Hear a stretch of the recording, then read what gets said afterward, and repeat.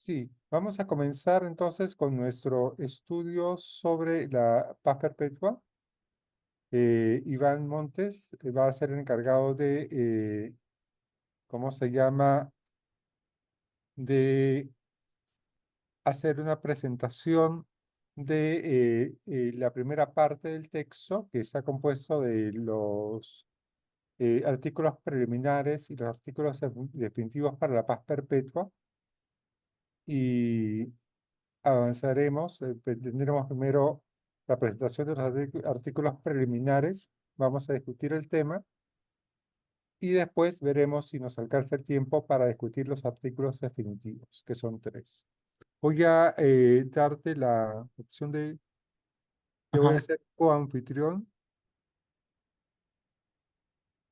convertir en coanfitrión. Creo que ya estás habilitado. Sí, creo que ya estás habilitado.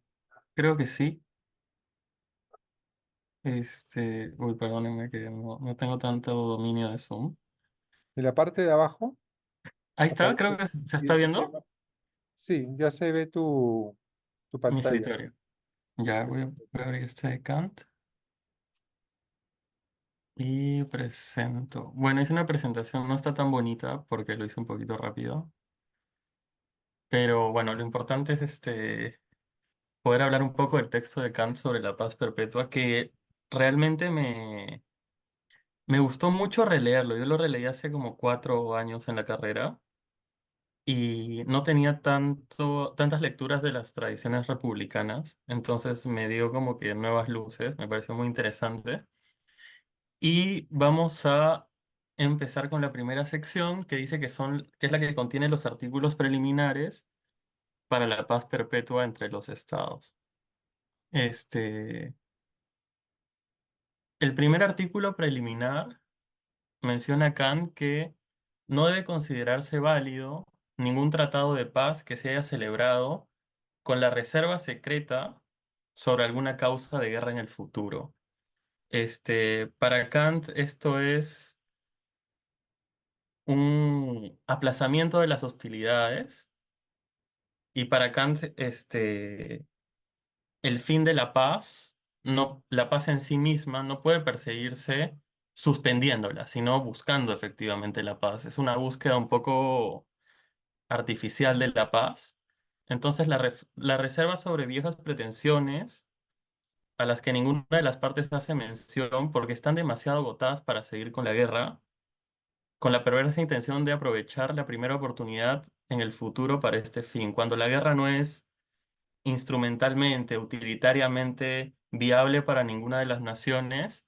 A veces se dan tratados de paz, pero estos tratados de paz son formales porque cuando exista un momento, cuando hay una oportunidad para retomar las hostilidades, las naciones lo van a hacer.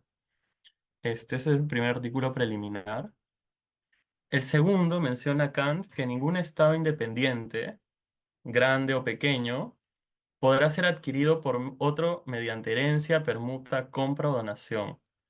Acá Kant también teoriza un poco sobre la cuestión del Estado, hasta incluso rompe un poco con esa tradición de hablar del Estado como un instrumento, como una serie de aparatos o como una cosa, que en ciencia política mucho se critica esta idea de no entender el Estado como una cosa, como una materialidad, sino también como una relación social.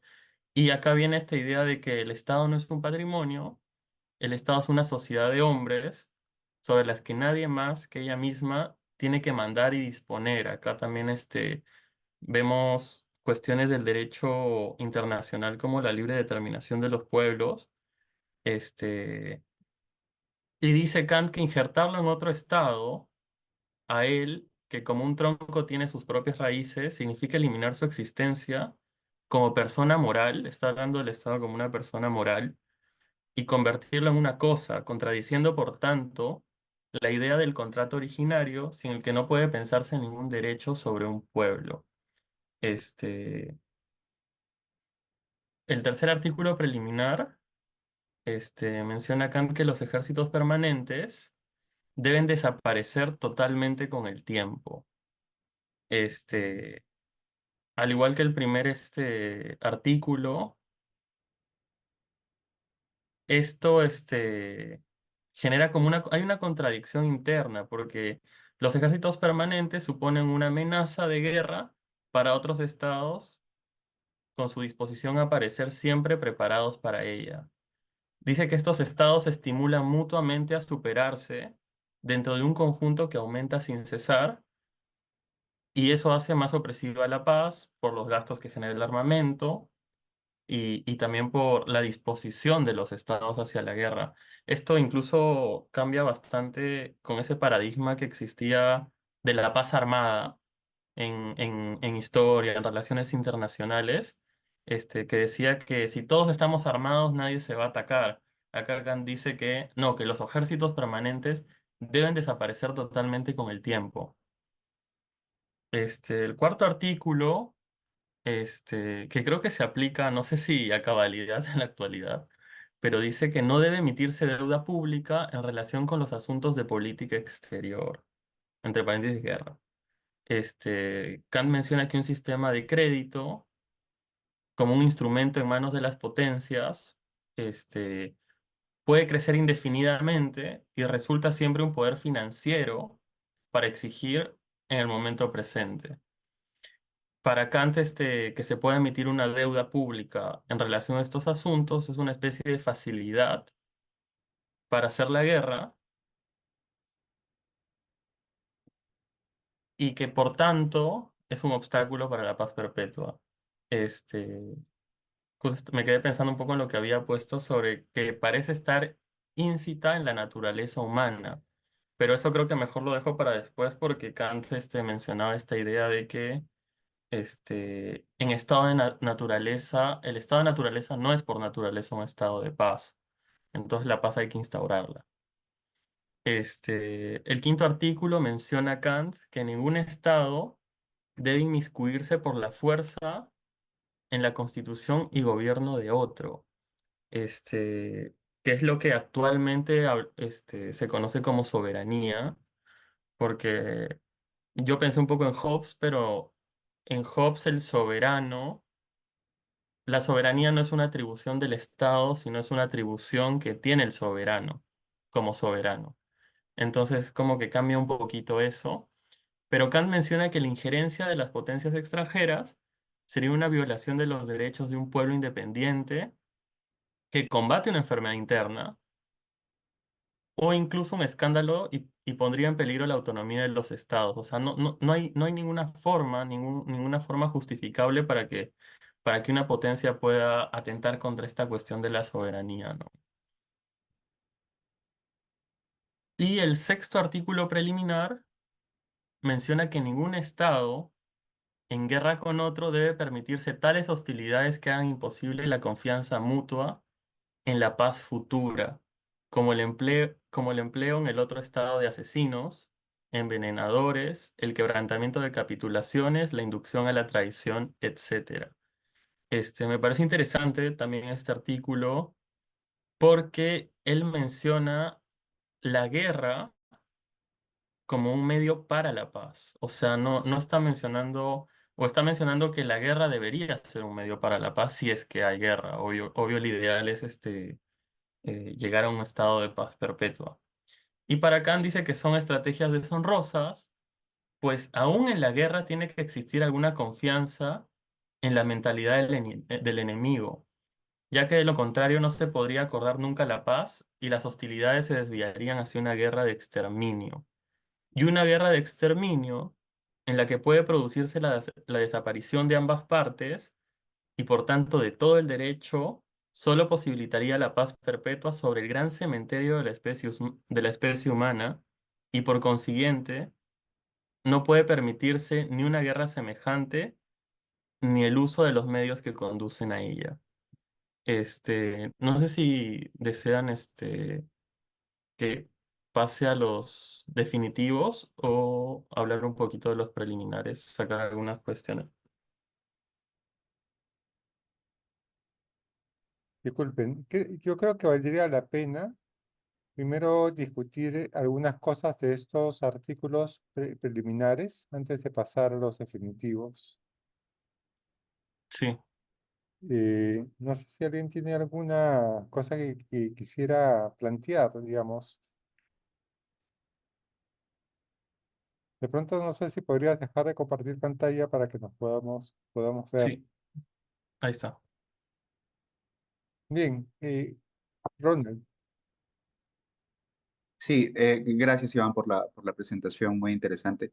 Yo tengo un par de cosas para abrir el debate. El primer punto es que me parece que es muy interesante que a Kant le interese plantear la paz no como un estado de cosas, no como un hecho, ¿no? Digamos, del mundo, digámoslo así, eh, sino más bien como una cierta relación, ¿no? Ujú, Se parece mucho a a este contraste que hace Rawls entre un mero modus vivendi, ¿no? Que es una cierta situación de estabilidad, ¿no? Mientras las circunstancias no cambian, ¿no? Entonces, claro, es como llegan a una especie de impasse y por lo tanto las cosas se quedan como en equilibrio, ¿no? Pero claro, eso no es estable en el tiempo, porque si alguna de las partes adquiere algún medio de fuerza, entonces, ¿no? La situación de estabilidad se rompe inmediatamente. Entonces, claro, me parece que el punto de Kant eh, gravita sobre ese asunto, ¿no? No tanto la paz como un hecho, como un estado de cosas a las que llegamos mediante un pacto, un simple pacto, sino más bien una cierta relación social que vuelva estable la paz entre los estados, ¿no? Entonces, el objetivo me parece que es mucho más ambicioso simplemente que llegar por cualquier medio a la paz, ¿no?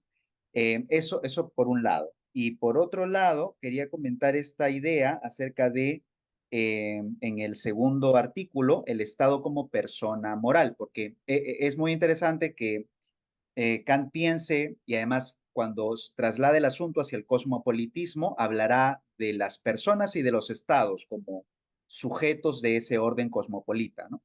Entonces, claro, el estado, perdón, está al nivel de la persona. Y uno podría preguntarse por qué. Y la razón que da Kant es que el estado tiene una constitución, ¿no? Tiene una constitución. Y eso es muy interesante porque es la misma definición que tiene Kant para una persona moral. La persona moral es aquel que se da la ley, ¿no? Que se autolegisla. Y en ese sentido hay como ¿no? Una especie de paralelo de lo que está ocurriendo en la situación del derecho internacional con la situación de las personas en un estado civil, ¿no? Entonces, sí, eso para abrir un poco el asunto. sí, No sé si Iván, puedo decir. Ahí. sí. Dale, Alessandro. No, Iván, toma. Ah, no, solo quería complementar un poco lo de Ronald, porque a mí también me llamó la atención esta idea de compararlo con el equilibrio reflexivo de Rawls, como ese estado de cosas. Además, porque el equilibrio reflexivo de Rawls trae transacciones, negociaciones, o sea, es un equilibrio inestable, como le decía Chantal Mouffe, creo, un poquito, cuando hablaba de la idea de pluralismo, perdón. Me pareció súper interesante esa idea, porque es un estado de cosas, no es un estado de cosas, es algo que va un poquito más allá de eso. Más que todo quería complementar eso. Bien, a ver, algo que yo quiero señalar es lo siguiente, ¿no? Digamos, estos, primero, eh, ¿qué entiende Kant por paz perpetua? ¿Qué está entendiendo por paz perpetua? Eso es lo primero que hay que preguntarse, ¿no? Ah, porque él, ¿cómo se llama? Está diciendo, la paz perpetua no es la paz de los cementerios. Ese es otro tipo de paz perpetua, ¿no? Donde no hay vida. Está hablando de la paz perpetua entre personas que están vivas, digamos, no entre personas que están muertas. Es como entre los vivos, digamos, o entre los vivarachos. Eh, es entonces, como decía Ronald, es un tipo de relación entre personas y entre estados. Está regido por reglas de carácter moral. Es decir, ¿cómo se llama? Por reglas de la moral que inspira al derecho natural, a la teoría del derecho natural. Entonces, aquí hay un elemento, y cómo se llama, que está en Kant y que recién ingresa con Kant, que es que el orden internacional tiene reglas, es decir, ¿cómo se llama? En el caso de Hobbes, el, el Estado tiene reglas, tiene un sistema legal, pero no existe un sistema legal entre los estados. Claro, Kant no es el primero que habla de un derecho internacional. Y creo que en esa época se llamaba derecho de gentes.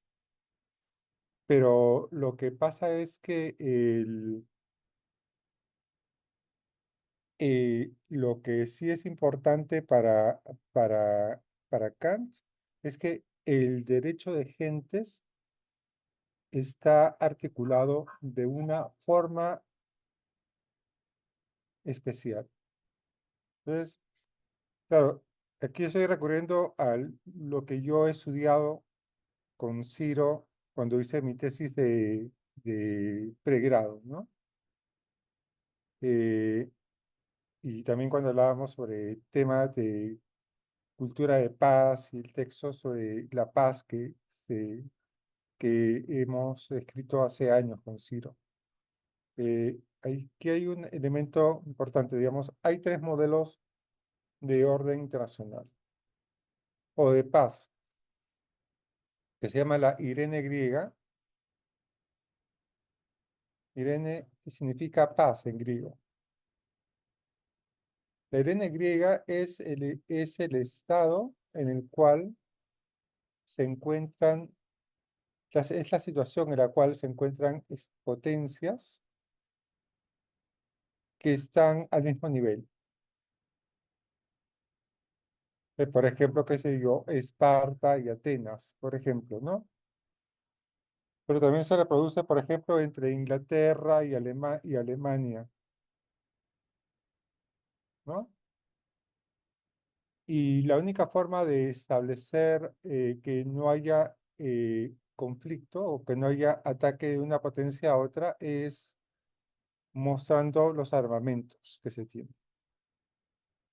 Es como animales que se muestran los dientes para ver, fíjate, ¿cómo se llama? Si te atreves a atacarme, mira que yo tengo estas armas. Tengo tantos hombres armados y todo lo demás. Así que no se te ocurra atacar. La Irene griega es el primer tipo de paz. El segundo tipo de paz es la llamada paz por aplastamiento.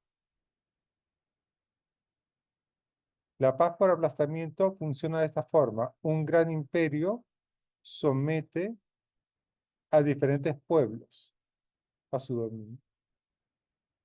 Y si hay un pueblo que se rebela, ese imperio lo que hace es arrasar con todo. Un ejemplo de ello es el Imperio Romano. El Imperio Romano, donde, ¿cómo se llama? Donde logró estabilizar, digamos, la situación, pacificar, digamos, el territorio a través de un conjunto de mecanismos, ¿no? ¿Cómo se llama?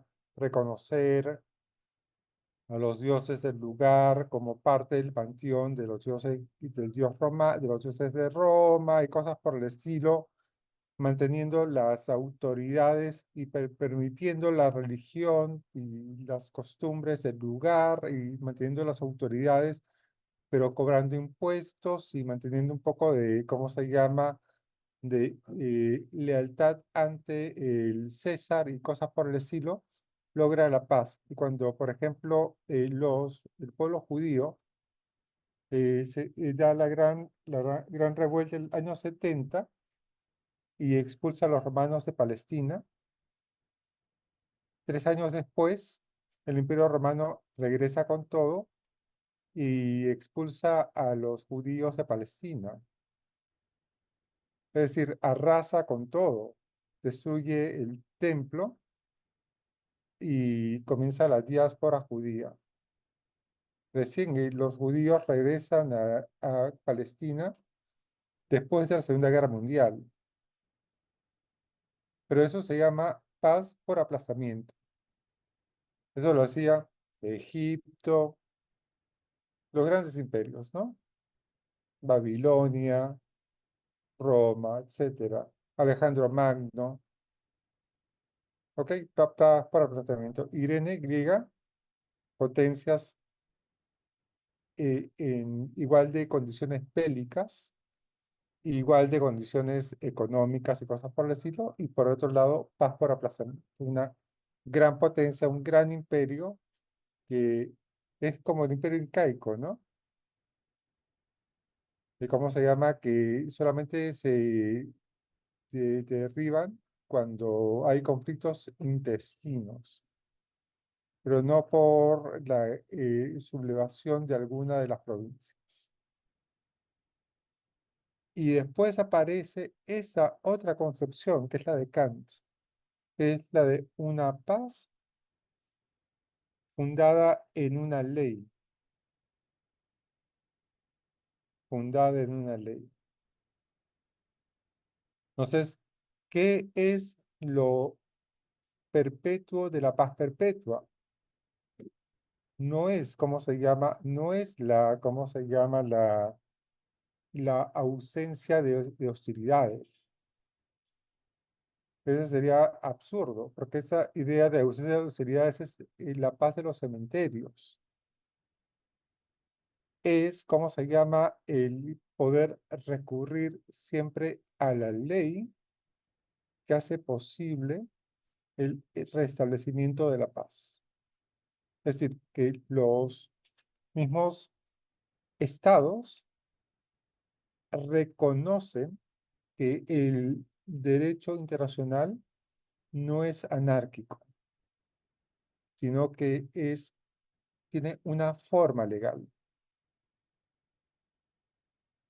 Claro, Kant va a decir, y eso lo va a decir más adelante cuando habla del Estado republicano, que lo que garantiza justamente que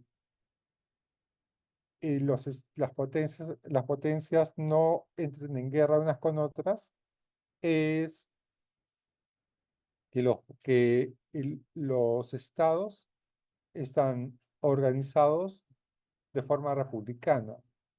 En un estado republicano, el pueblo es el que decide si entrar o no entrar en guerra. No es, ¿cómo se llama? No es el soberano el que decide por lo libre, porque los mismos ciudadanos saben que si entran en guerra van a tener que ir a combatir. Después van a tener que reparar todas las pérdidas y daños causados por la guerra en el Estado. Entonces, los ciudadanos, si es que son los que toman la decisión respecto de la guerra o la paz, lo van a pensar 2 veces. En cambio, y eso es lo propio de la república. Por eso, frente a la república está justamente el despotismo. Un régimen despótico, ese régimen donde el gobernante eh, trata al Estado como si fuese su patrimonio. Por eso dice, el Estado no es un patrimonio, porque está justamente atacando la base del régimen despótico, que es lo opuesto al régimen republicano. Y aquí hay una cosa importante que salió la vez pasada que estábamos discutiendo el tema con Alan, ¿no?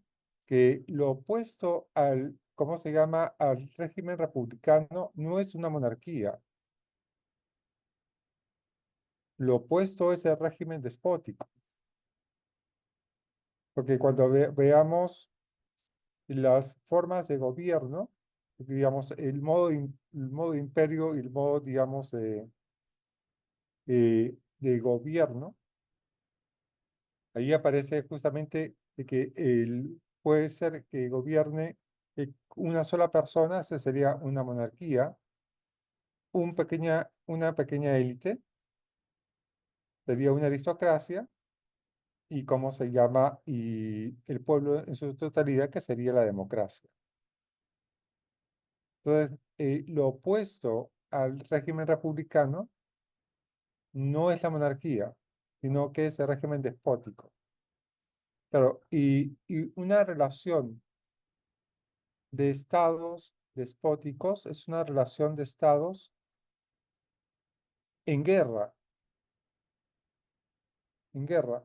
Por eso, por ejemplo, Hobbes y también Hegel no tienen una teoría del derecho internacional.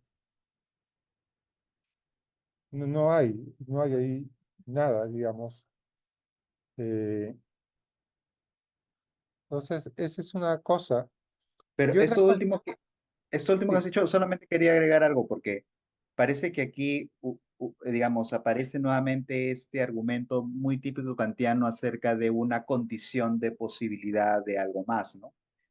Claro, la condición de posibilidad de la paz perpetua es que los estados adopten una constitución republicana, republicano. que es la que ve él en Francia, ¿no?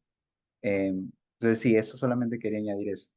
Exacto, exacto. Y él piensa, ¿cómo se llama? Que la constitución republicana va a ser contagiosa, porque los otros pueblos, viendo que un pueblo ha logrado ser una república de personas libres,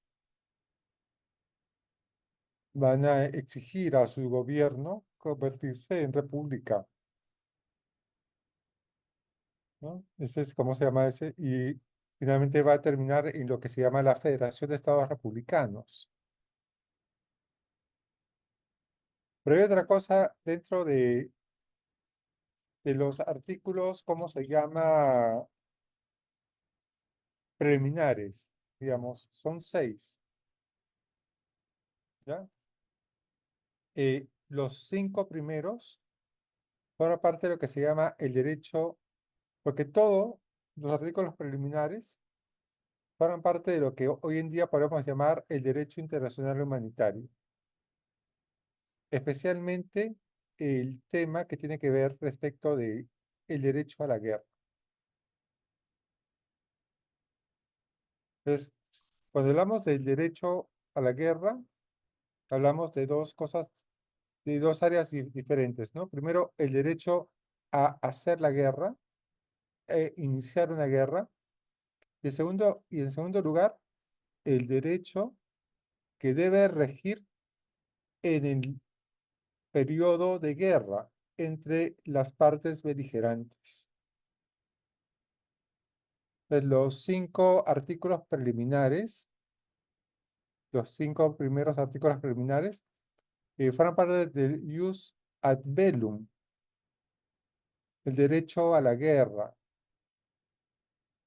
Entonces está diciendo, solo hay derecho a la guerra si se cumplen esas condiciones. Y el sexto, donde habla de, ¿cómo se llama? Nadie debe permitirse durante la guerra tales tipos de tratos, utilizar envenenadores, instigar a la traición y cosas por el estilo, es derecho durante la guerra. Derecho, el jus in bello,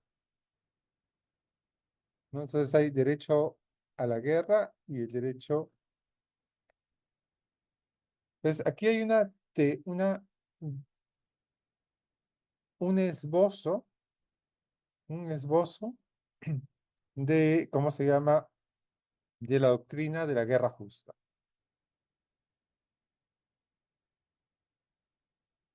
que es en realidad, la doctrina de la guerra justa aparece en la tradición occidental, en la filosofía occidental con San Agustín, en la Ciudad de Dios, que era llamada la Guerra Santa. Claro, y en el mundo musulmán, en el Islam, se llama yihad. pero la yihad islámica es una doctrina de la Guerra Santa, es decir, eh, es un sistema, una forma de colocar un orden legal en la guerra. Entonces aquí hay una reflexión muy interesante, digamos, que ha sido llevada a cabo por, ¿cómo se llama? Por Michael Walzer. Michael Walzer tiene un excelente libro que se llama Guerras Justas e Injustas. Y él, ¿cómo se llama? En ese libro comienza diciendo lo siguiente, ¿no? Comienza diciendo, hay quienes dicen que eh, hablar y colocar pautas durante la guerra es algo perverso porque la guerra de por sí es un infierno y colocar reglas del infierno es como legitimar el infierno.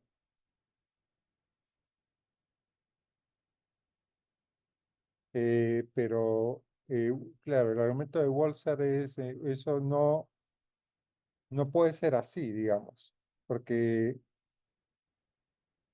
las guerras no van a desaparecer, no van a desaparecer. Y lo que tenemos que hacer es, ¿cómo se llama? Generar un sistema que permita colocar cierto tipo de reglas en las partes beligerantes.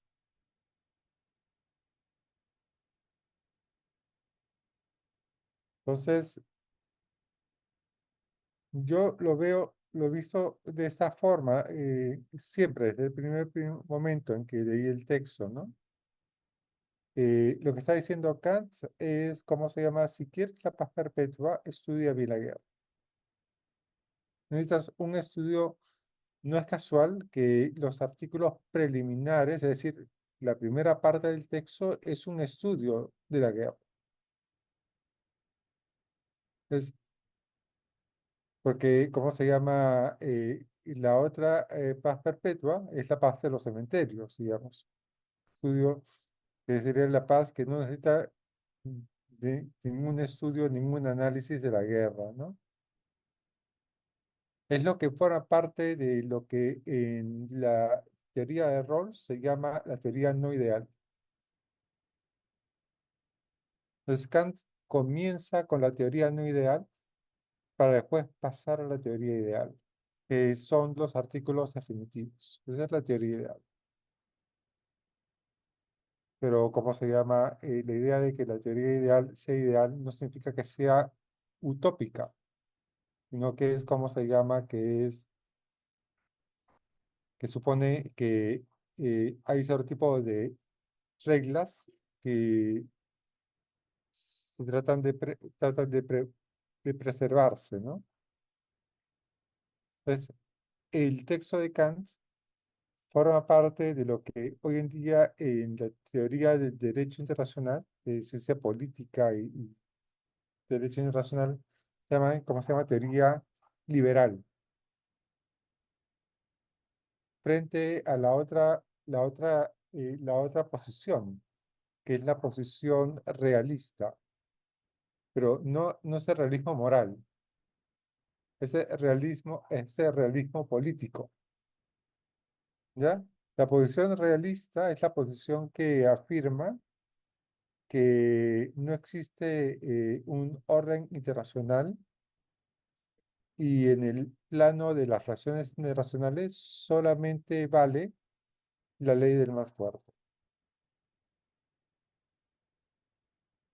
Claro, un realista dice, Naciones Unidas, sí, sí, me muero de risa.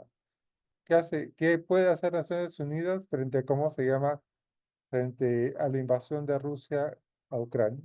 ¿Qué puede hacer? ¿Qué puede hacer Naciones Unidas frente al ataque, los bombardeos en la franja de Gaza? Simplemente causarnos risa. Es la posición realista, digamos. La posición liberal, la llamada posición liberal, es decir, la posición de Kant, si digamos que el derecho internacional tiene un orden, está diciendo cómo se llama, esos actores, esos estados actores están, ¿cómo se llama? fuera de la ley. Son, ¿cómo se llaman? Son estados criminales. Entonces ahí, ¿cómo se llama? Claro, eso no detiene las acciones, pero sí genera una especie de precedente para después sancionar. Entonces, el derecho internacional tiene la capacidad de imponer sanciones frente a estados criminales. Y eso es, por ejemplo, lo que se está discutiendo respecto del Estado de Israel. Es lo que se está discutiendo respecto de Rusia, ¿no? La capacidad, digamos, la capacidad de ejercer sanciones porque se tiene el derecho de hacerlo. Esa es la idea, ¿no? Entonces ahí hay toda una doctrina bien interesante, digamos, que se puede extraer de estas partes, ¿no? Del texto. Bien, y aquí Iván, bien, a ver, ¿cómo se llama? Claro, y es triste, digamos, el realismo. Cuéntanos, a qué te refieres con eso? Porque yo no conocía el término. Es que viste que el neorrealismo, como que esta idea de asumir la guerra como natural, en países subalternos se está estudiando, hay mucha teoría del realismo periférico, que es aún peor, es asumir que la guerra es inevitable, por así decirlo, pero como eres subalterno, eres Perú, tienes que asumir, o sea, te dicen, tienes que asumir tu condición de periferia, que no compites en la hegemonía internacional y no pelearte con el cuco. O sea, digamos, si se está peleando Rusia y Estados Unidos, el realista periférico te dice, bueno, Perú, no digas nada, ¿no? Porque al final no te metas con el cuco, ¿no? Es aún peor, creo, o sea, porque es como que, como estados un poco más pequeños o menos fuertes en esos términos, de relaciones internacionales, es como que, ¿qué nos queda, no? A veces. Ujú. Creo que ese realismo periférico lo teorizó un argentino, creo que Carlos Escudé, y él fue ministro de Relaciones Internacionales de Menem. Bueno, por ahí va la cosa. Ah, interesante, interesante. Sí, sí, sí, sí, Se llama, claro, es algo que no aparece en la doctrina europea, ¿no? Sobre el tema, claro. o, o hegemónica, digamos, ¿no? Pero ahora si vamos al texto, vamos a encontrar un conjunto de detalles que son interesantes que vale la pena tener en cuenta, ¿no?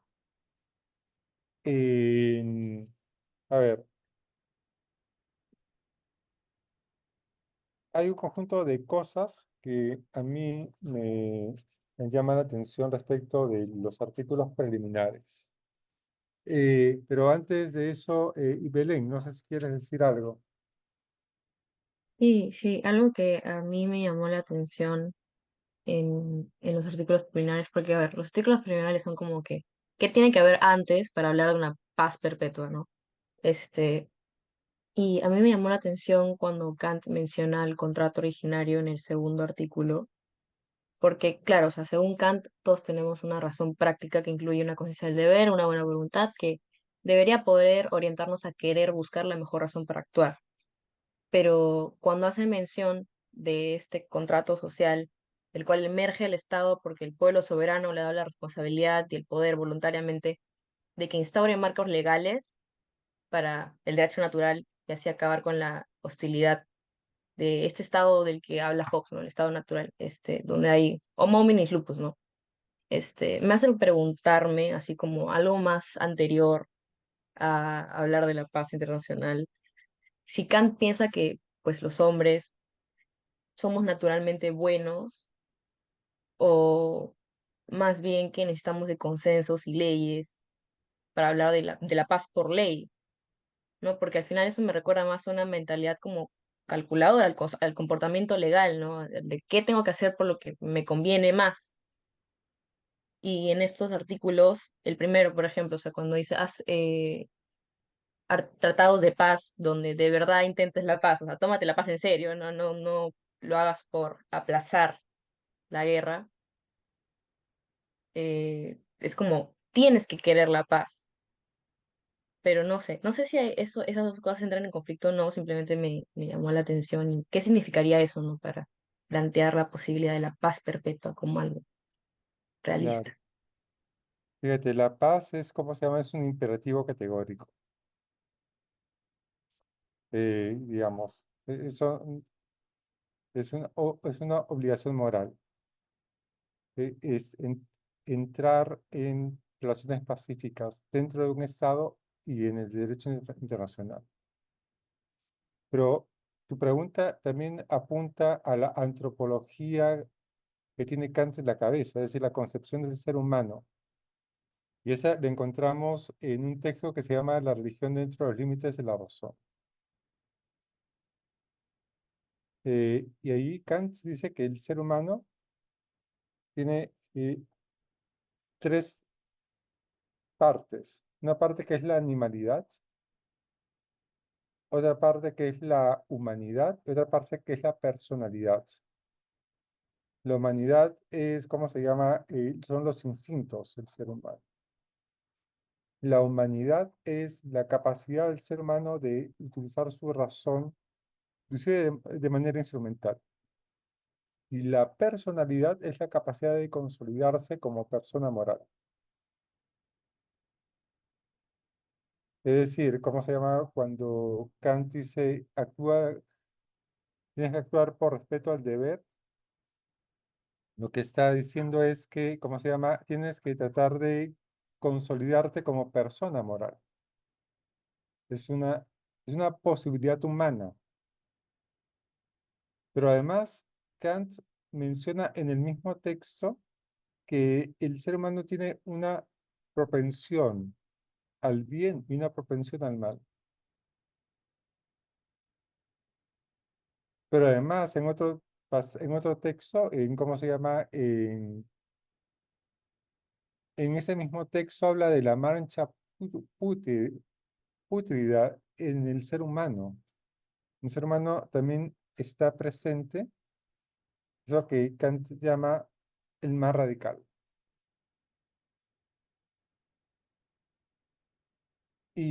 ¿Cómo se llama? Y en Idea de un ser universal, habla de, ¿cómo se llama? De lo que después Perrin va a llamar el fuste torcido de la humanidad. Es decir, ¿cómo es posible que de un árbol tan torcido como la humanidad pueda surgir algo bueno?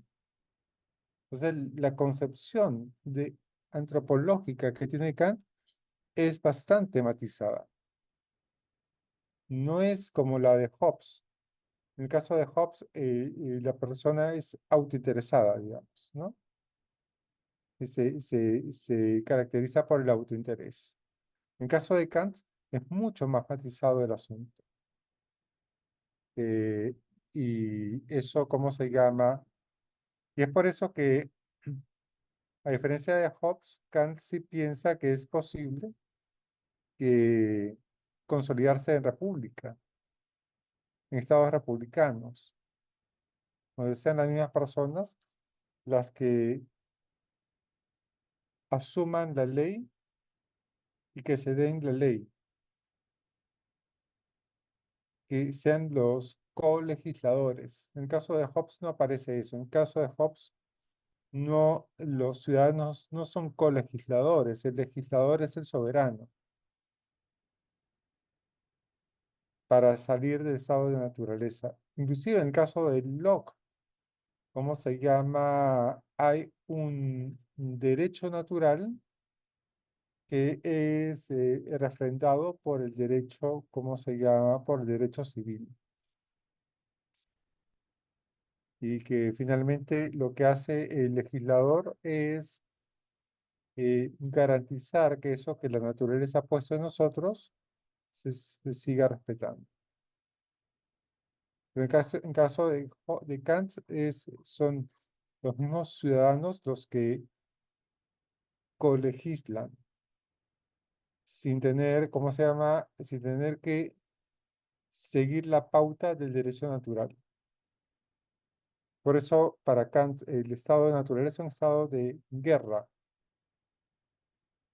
no es un estado de, no es un estado de, no es un estado legal, es un estado ilegal.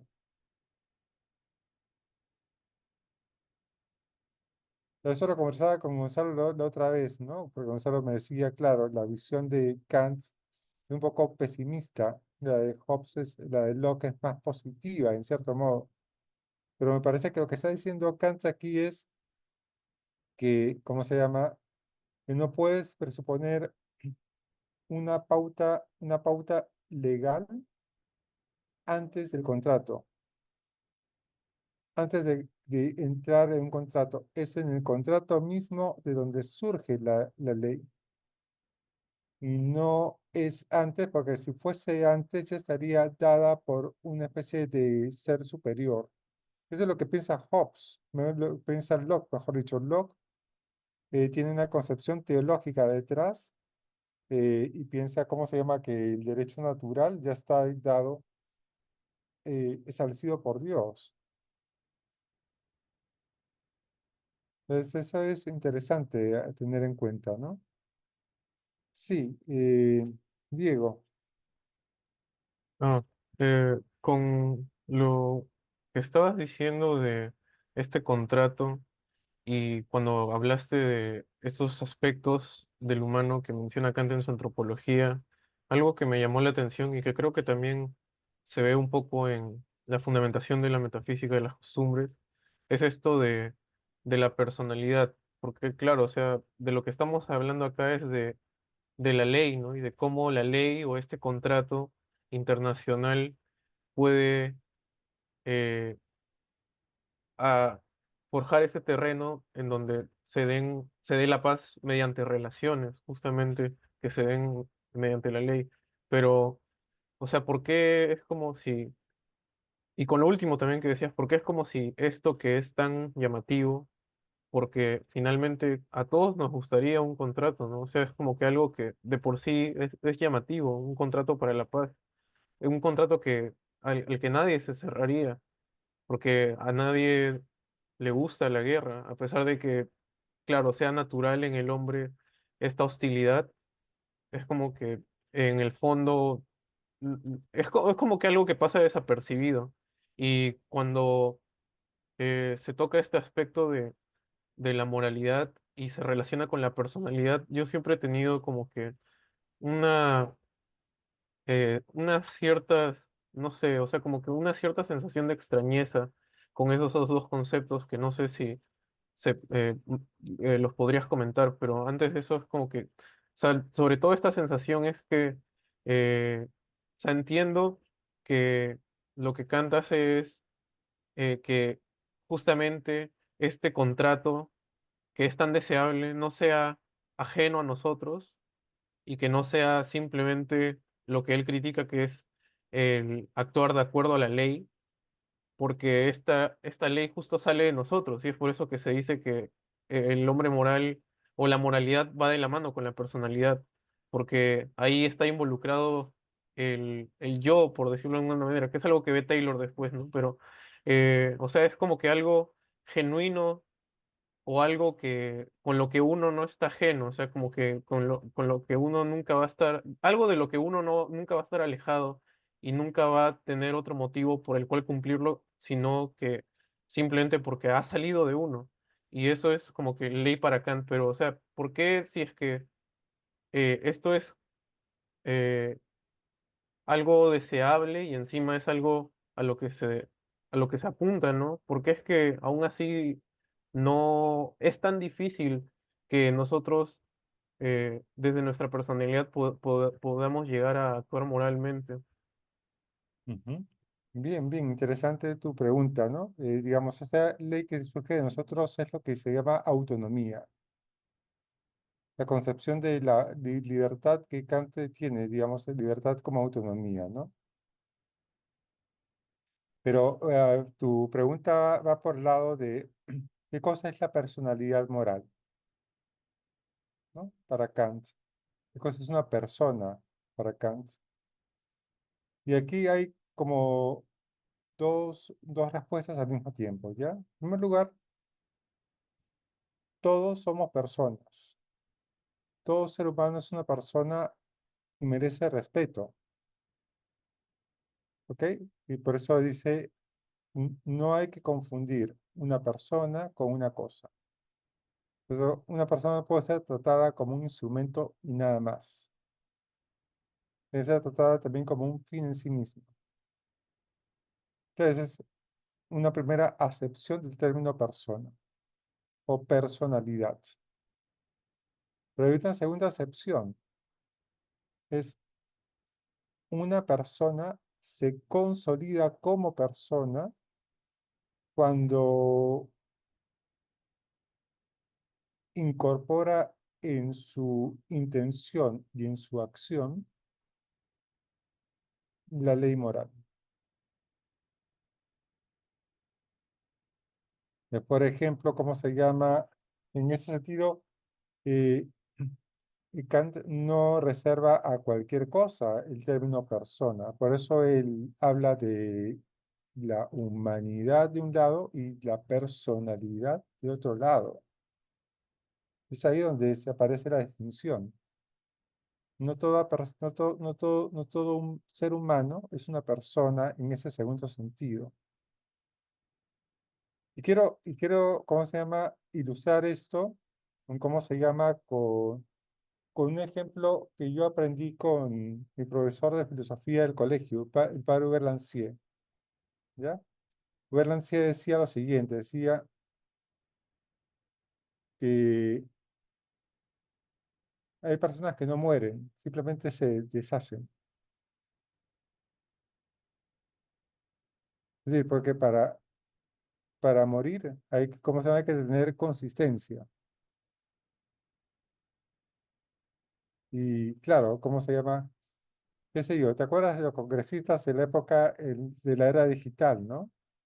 Los que eran digitados por Keiko Fujimori. Esos no eran personas en ese segundo sentido, es decir, no eh, eran se prestaban como un instrumento, se prestaban por un instrumento para el interés de otra cosa, o se prestan como un instrumento para su propia satisfacción sensorial. Por eso, ¿cómo se llama? Aquí Kant tiene una particular, digamos, idea respecto de las relaciones sexuales, inclusive. Y las relaciones sexuales basadas simplemente en el placer mutuo no son dignas de un ser humano, porque uno no puede utilizar su propio cuerpo y el cuerpo de otra persona solo para satisfacer las inclinaciones que vienen de fuera, que lo atraviesan. Entonces, aquellas personas que viven solamente para el dinero, viven solamente para tener el poder, están movidos y, ¿cómo se llama? Por leyes heterónomas por completo y no se dan leyes a sí mismas, no son capaces de consolidarse como personas morales. No son capaces de entender cuáles son sus límites de acción. Esas personas se deshacen, no mueren. Y claro, Rancière utilizaba otra metáfora, que era la metáfora del frasco de mermelada. Son como, tienen la contextura, consistencia moral de cómo se llama, de la mermelada. Uno llega con el cuchillo y atraviesa todo el frasco. No hay resistencia. La mermelada no ofrece resistencia al cuchillo. Llegas hasta el fondo del vaso, del frasco, ¿no? Entonces, se trata de personas que no han consolidado una consistencia moral. Es decir, esa consistencia moral es eh, tiene varios elementos, ¿no? Y el elemento más básico es el tener en claro la diferencia de lo que puede hacer y de lo que puede hacer y lo que no puede hacer con otras personas. Claro, un elemento más elevado es, ¿cómo se llama? Querer ser un tipo de persona particular, querer ser una persona moral. Eso es lo que Kant entiende por la segunda acepción de persona.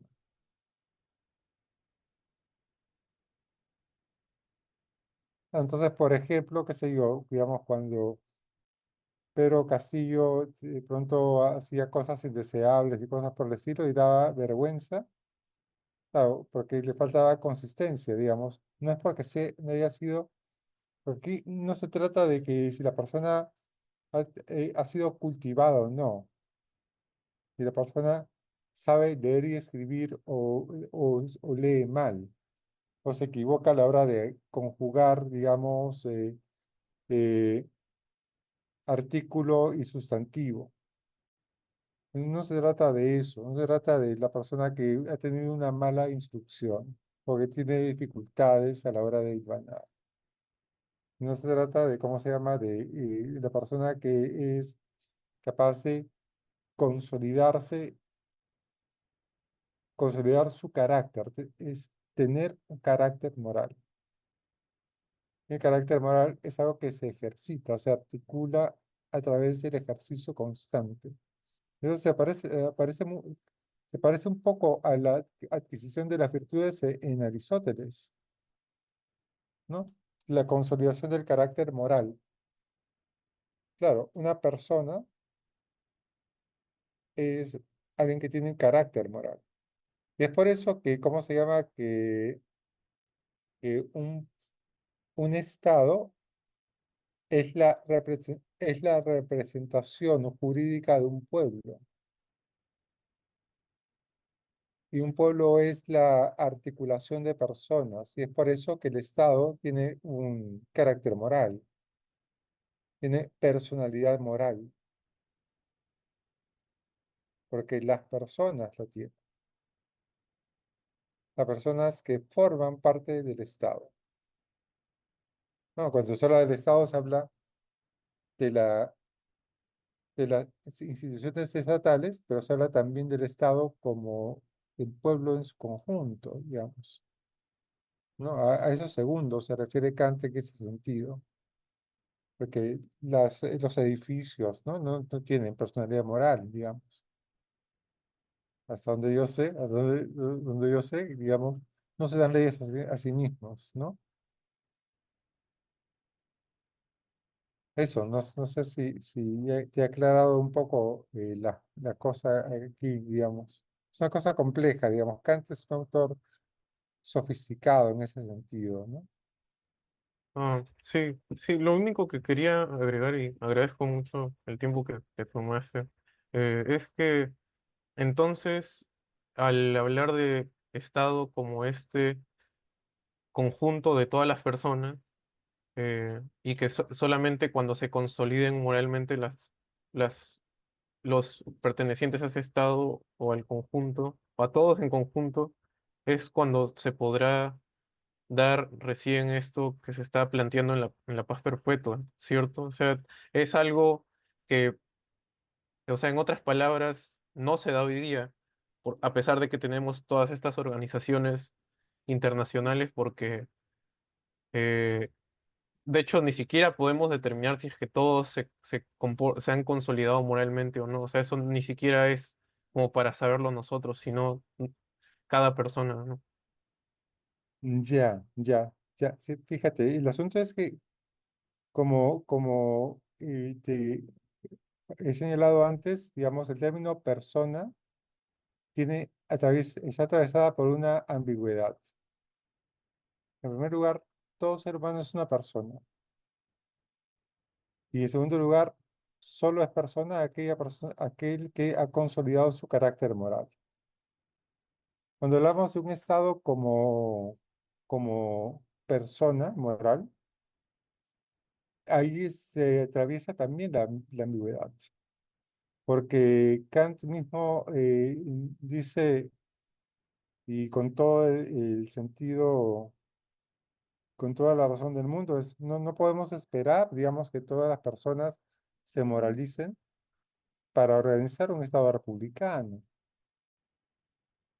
Entonces, ¿cómo se llama? El Estado republicano está organizado por un conjunto de leyes que se llama leyes de libertad exterior. En cambio, la ley moral es una ley de libertad interior. Entonces, ¿qué significa eso? La ley de de libertad interior es la ley que me consolida como persona moral, ¿no? O es la norma que me indica, digamos, cuáles son mis deberes morales. Pero, ¿cómo se llama? Pero la ley de la libertad exterior es ley jurídica. Y la ley jurídica uno la tiene que obedecer a pesar de que uno no tenga la intención o esté motivado por algún tipo de pauta moral. Es decir, la ley interior, la libertad interior, está basada en la idea de motivación. Y la libertad exterior está basada en, ¿cómo se llama? En la posibilidad de la sanción. Entonces, voy a colocar un ejemplo, ¿ya? Este ejemplo también lo aprendí de Hubert Lancier, ¿ya? Imagínense de pronto que una persona sale, ¿cómo se llama? Muy temprano de su casa en un automóvil y decide, ¿cómo se llama? Burlar todas las luces, ¿cómo se llama? Las luces rojas que encuentra en el camino. Hacer, burlarse de las leyes de tránsito, ¿no? Entonces pasa con la luz roja, etcétera. ¿Ok? Imagínate de pronto que sale un poco más tarde y tiene esa intención, pero ¿cómo se llama? Está en el tráfico y de pronto los carros que están delante están, ¿cómo se llama? No le dejan pasar en luz roja. Él le toca el claxon y todo. Entonces, si el tema moral se funda en la intención que tiene la persona y el tema jurídico se decide en la acción, si la persona ha respetado o no la ley, ha actuado o no de acuerdo al derecho, de acuerdo a la ley. Aquella persona que quiere pasar en luz roja, pero se ha quedado atascado en medio del tráfico, moralmente, ¿en qué situación está? ¿Está en una situación, digamos, es moralmente correcto o no? No, porque la motivación que tiene es burlar la luz roja. Pero dentro del derecho, ¿cómo se llama? Está en orden. Está actuando de acuerdo a derecho, porque el derecho no se fija en la motivación, se fija en la acción, en las acciones. ¿Ok? Y de pronto otro día la persona sale con toda la intención de, ¿cómo se llama?, de respetar la luz roja y pasa de pronto, llega al semáforo, se pone en rojo y se le vacían los frenos y no puede evitar cruzar en rojo. Desde el punto de vista moral está bien, porque no era su intención, la motivación es la correcta. Desde el punto de vista jurídico está mal, porque la acción es fuera de la ley. Entonces, eso es lo que caracteriza. La libertad exterior es la que articula la relación entre ciudadanos libres dentro de un Estado. y la libertad interior es la que consolida la conducta moral de una persona. Es por eso que no es necesario, digamos, y sería absurdo, y lo dice Kant con claridad, no hay que esperar que todas las personas sean morales para plantearse la idea de un Estado republicano. Un Estado republicano se consolida gracias a la calidad que tienen sus leyes. Pasa con que la gente respete la ley y que el Estado tenga leyes que broten de, ¿cómo se llama?, de la colegislación de los ciudadanos para que sea suficiente para el Estado republicano. Es decir, el Estado peruano puede consolidarse un Estado republicano a pesar de que no todos los peruanos son moralmente correctos. Sí, Iván. Sí, justo con eso creo que también se relaciona que cuando Kant se pregunta si el género humano se ha en progreso hacia mejor, él justo está hablando de que si hay menos violencia con esta constitución republicana que viene de la Revolución Francesa y todo, si al parecer consecuencialistamente actuamos de una mejor manera, no es que haya mejorado la base moral, o no significa que moralmente seamos mejores, sino que tengamos una constitución o un régimen legal que que adoptamos y que nos obliga a eso en algún sentido. Entonces, es como, nada, que justo se me vino a la idea, a la mente esa cuestión, ¿no? O sea, que se puede ir en progreso hacia mejor, que podamos tener un estado de paz perpetua, no significa que tengamos que ser moralmente mejores, ¿no? Ujú. Sí, Ronald. Perdonen si hay ruido. eh, Solo quería comentar dos cosas sobre el tema de la personalidad y sobre lo de el texto si el género humano sea en constante progreso, ¿no? Sobre la personalidad, sí, hay una cosa interesante. A mí me parece que Kant lo plantea en términos de una posibilidad, ¿no? Porque cuando él hace este estudio en la crítica de la razón práctica, aparecen dos facultades del querer, ¿no? Dos facultades, eh, digamos, dentro de la razón práctica, ¿no? Una inferior, que es la facultad de desear objetos. Entonces, claro, ahí uno puede, en realidad, claro, uno puede decir objetos. Bueno, entonces se trata del helado que me provoca comerme. Sí, eso sí, pero también ahí entran cosas como el proyecto de vida que quiero. Eso es también para Kant facultad inferior del desear. Y luego hay una facultad superior. Y la facultad superior es la facultad de querer ser un determinado tipo de agente. Ujú, Entonces, en cierto modo, es no el deseo de ciertos objetos o de un estado de cosas, sino es el deseo de vivir de acuerdo a principios.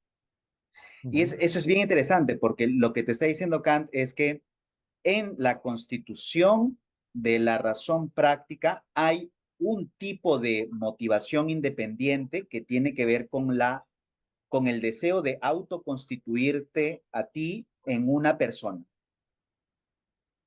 Eso no está, por ejemplo, en Hobbes, ¿no? O sea, en Hobbes solamente hay deseo de cosas y por eso mismo hay una imposibilidad para la asociación civil.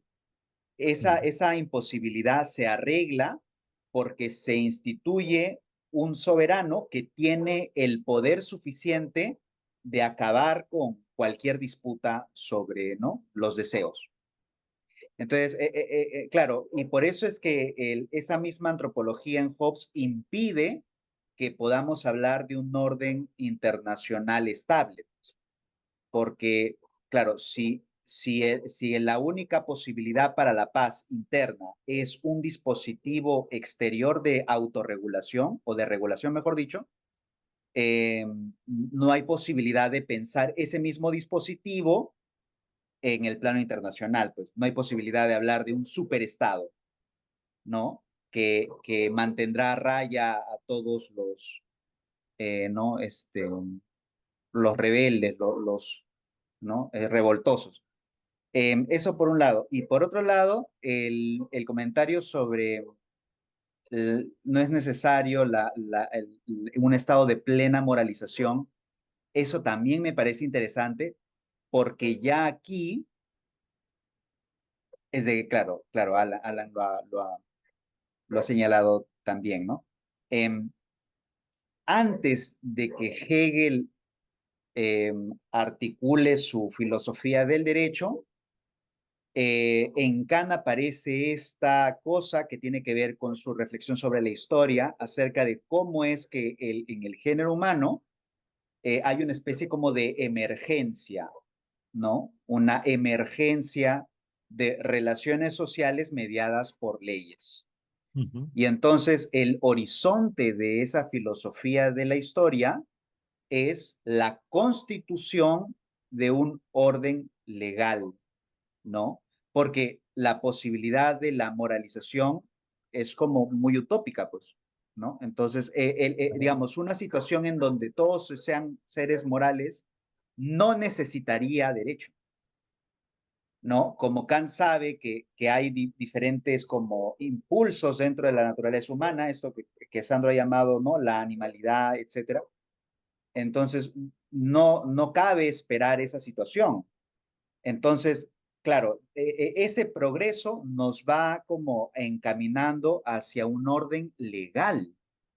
Entonces, eso a mí me parece que nunca se ha señalado suficientemente bien, porque esa es una conclusión a la que también llegará Hegel, ¿no? Que el espacio de eh, lo que él llama la eticidad, es una forma de vida, ¿no? Articulada mediante instituciones, ¿no? Instituciones. Entonces, el ciudadano entiende su libertad en el horizonte de sus instituciones, pero eso ya lo había establecido Kant aquí, ¿no? Sí, y aquí hay una cosa adicional, ¿no? Digamos, que tiene que ver con la emergencia de la misma razón en el ser humano, porque, claro, Kant no es, ¿cómo se llama?, un evolucionista como Darwin, digamos, no hay que confundirse, digamos, estamos hablando de otra cosa, ¿no? Estamos en el siglo XVIII, digamos, no había ese tipo de ideas. Pero sí, él tiene una hipótesis respecto de digamos, él dice lo siguiente, ¿no? Estoy aquí utilizando varios textos, ¿ya? Que, en el ser humano, en todo, digamos, en todo ser vivo hay gérmenes o semillas que están dispuestas a desarrollarse con el tiempo. En el ser humano hay un germen que es la razón, es la razón. Claro, y claro, idea de un historia universal es la insociable sociabilidad, es la que hace que ese germen se desarrolle. Estamos hablando de nuevo del conflicto, de la guerra, digamos. Y en la paz perpetua, después en la garantía para la paz, es hablando de la guerra como la garantía para la paz. Y aquí hay una especie de cosa rara, digamos, ¿no? Que Kant está colocando. Pero, en cierto modo, en el ser humano, poco a poco va emergiendo o va desarrollándose su racionalidad. Entonces, él, como buen moderno de ese momento, como buen ilustrado, piensa que ese desarrollo de la racionalidad en el ser humano es progresivo y es histórico. Y que, claro, en el siglo de la Ilustración, ese momento importante, es un salto importante de desarrollo de la racionalidad, porque es el momento donde aparecen, por ejemplo, los monarcas ilustrados como Federico II, ¿ok? la posibilidad de estados republicanos, cosas por el estilo. Claro, cuando Kant habla de Estado republicano, no está pensando tanto en la Revolución Francesa, digamos. Su relación con la Revolución Francesa es compleja, digamos. No, porque para él una revolución es algo como se dice, la destrucción del Estado, y es algo que no podemos permitirnos. Es querer volver al estado de naturaleza. Pero sí hay una especie de desarrollo progresivo de la racionalidad y por lo tanto de la legalidad y de la moralidad en el ser humano.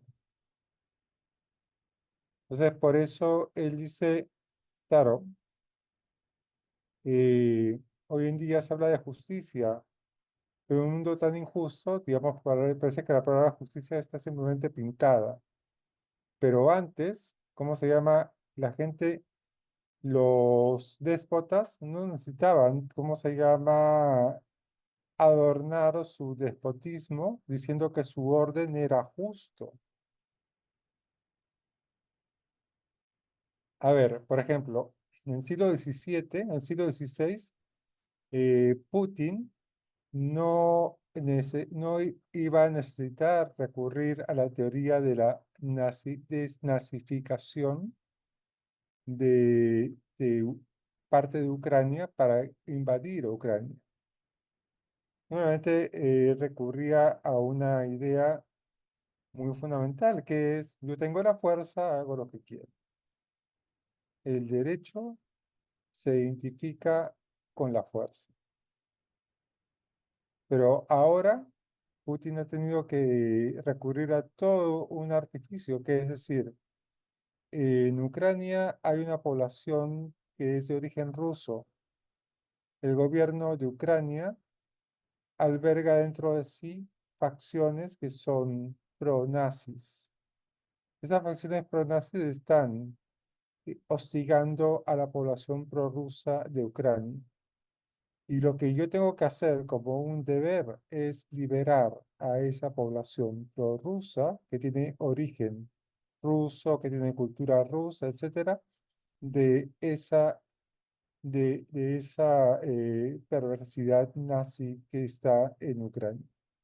Y por lo tanto, se justifica la invasión. Está justificada la invasión porque es una cuestión de justicia. Fíjense, el razonamiento no puede decir cómo se llama, lo que está haciendo Putin es completamente injusto y lo hace porque es grande, digamos. Puede hacerlo porque es grande. Pero si no hubiese ese desarrollo de la concepción de justicia detrás, operando, Putin no tendría que hacer tanto malabar conceptual para justificar su invasión. No sé si me hago entender. Antes, simplemente el Imperio Romano llegaba y aplastaba y decía, porque nosotros somos más grandes. Se acabó el asunto. No hay, como se llama, ningún tipo de justificación que dar a nadie. Pero aquí, ¿cómo se llama? Hay que justificar inclusive la perversidad. Y es en ese sentido que Kant sí piensa que hay una especie de avance moral.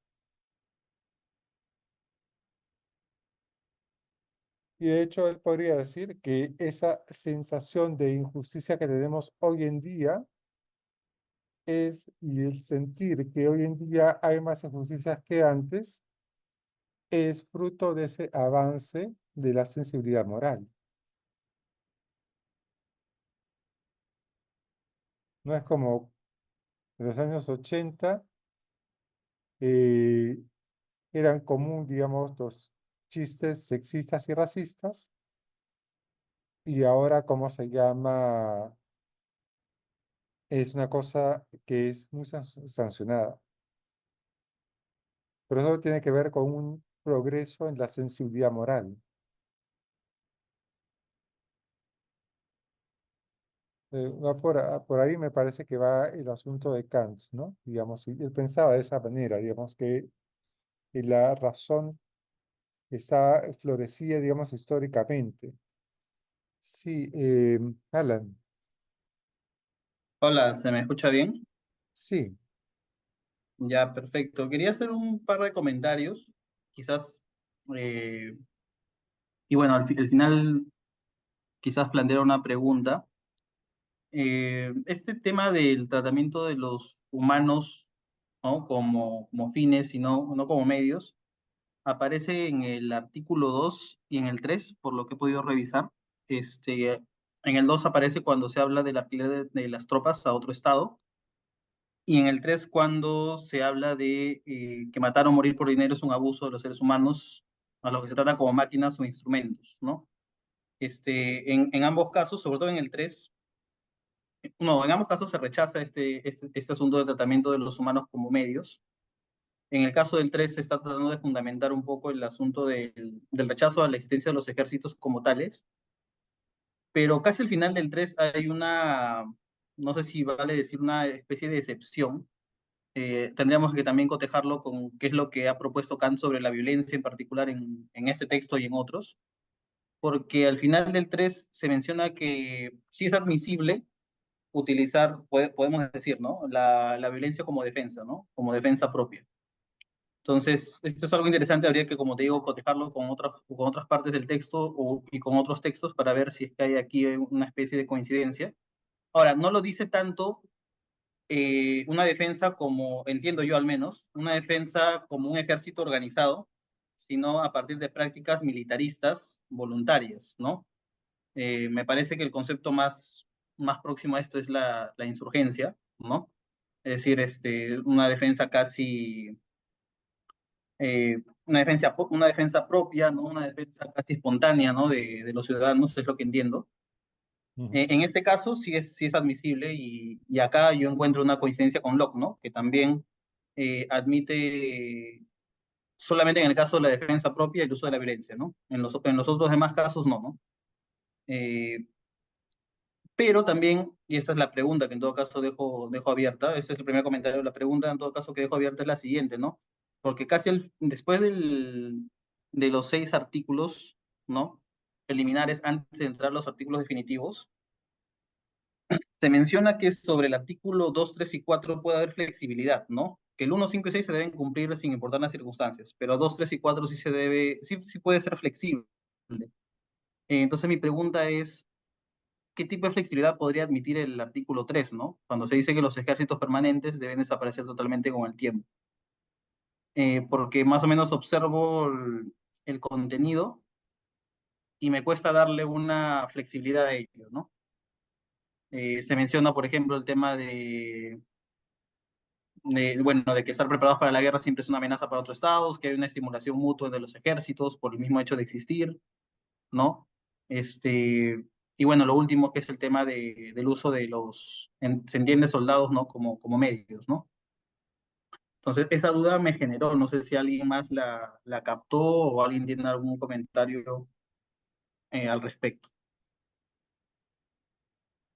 Ya, bueno, a ver, yo tengo algunos comentarios ahí, digamos. En primer lugar, claro, ese tema que tú has mencionado de insurgencia, digamos, él está comparando un ejército profesionalizado donde los soldados son entrenados como máquinas para matar y y ganan un estipendio por eso. Entonces es como convertir a los soldados en un instrumento pagado. Inclusive podemos hablar de mercenarios también, digamos, ¿no? Soldados a sueldo para matar, ¿no? De manera permanente.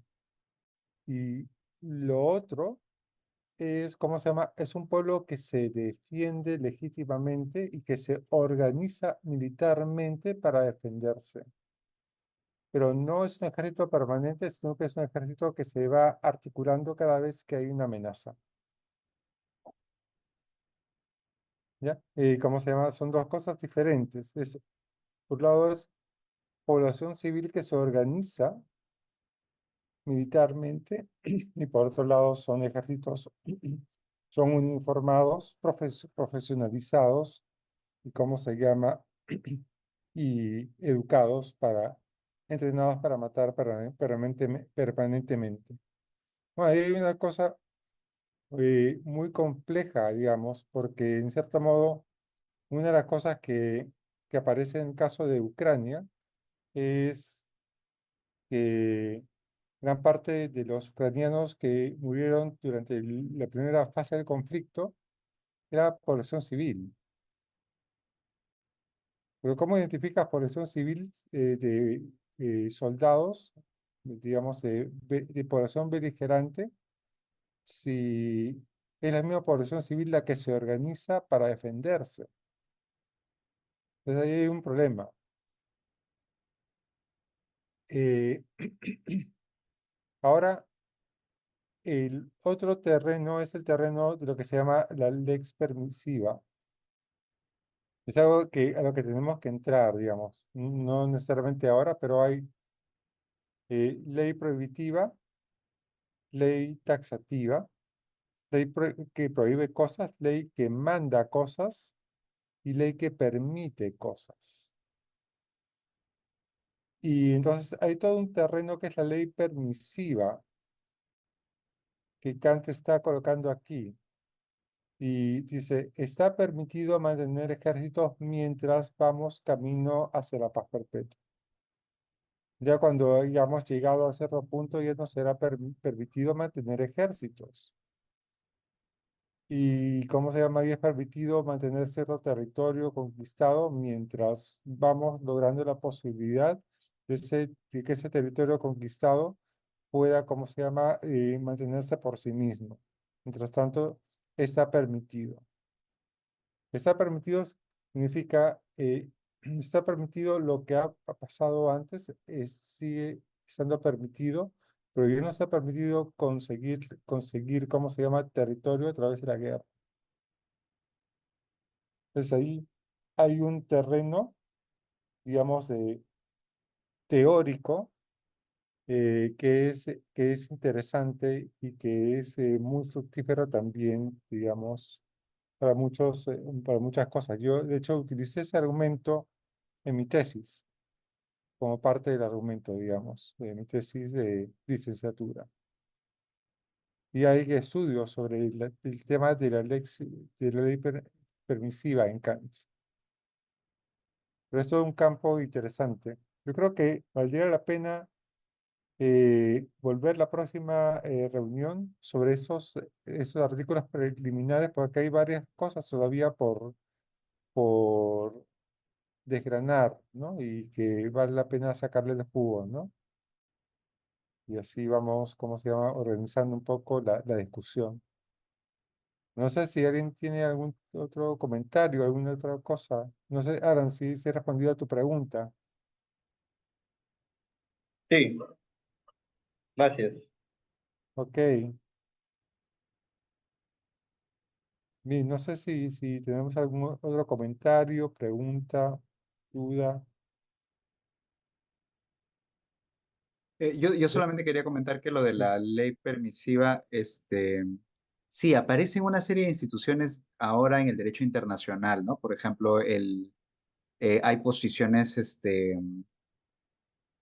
no estoy seguro cuál es la teoría aquí, pero por ejemplo, si tú tienes dentro de tu legislación, qué sé yo, la pena de muerte, ¿no? Eh, claro, y firmas estos tratados de derecho internacional de los derechos humanos, no, o sea, no te fuerza el tratado a que tú derogues esa pena de muerte, pero si la derogaste, te prohíbe que vayas para atrás, ¿no? Entonces es como, claro, ¿no? O sea, permitido de tener eso en tu legislación cuando entras al pacto, pero si la derogas, ya no puedes ir para atrás, ¿no? Y lo mismo también pasa ahora con esos famosos controles de convencionalidad, ¿no? Que son como, claro, que vayas adoptando cada vez más el articulado, ¿no? Los derechos de la convención, ¿no? Entonces, claro, si ya adoptaste, ya no puedes hacerte para atrás, pues. Entonces, claro, eso como que ha quedado. Lo que yo entiendo es de que Kant se familiarizó mucho con el derecho natural de la época, que tenía un desarrollo, justo en ese tiempo había como mucha doctrina jurídica sobre la ley permisiva, y él por eso es muy, con esos matices es como muy, muy fino, ¿no? Y dicho sea de paso, porque casi todo su lenguaje pues es jurídico, ¿no? Entonces esto es también Claro. bien interesante, ¿no? Pero de hecho, ¿cómo se llama? Allí Kant tiene el trasfondo a Grozio y a Pufendorf. ¿Cómo se llama? Y Bodino también, digamos. Pero tiene, lo que dice Ripsen es, ¿cómo se llama? La teoría del derecho de Kant es, ¿cómo se llama? Es teoría del derecho natural del siglo XVII y del siglo XVIII más la doctrina trascendental.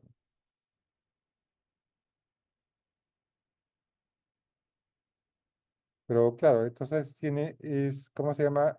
Toma todo ese bagaje teórico, lo sistematiza a través de su propio método, ¿no? El que aparece en la crítica de la razón pura, ¿no? Y lo que se llama el idealismo trascendental, ¿no?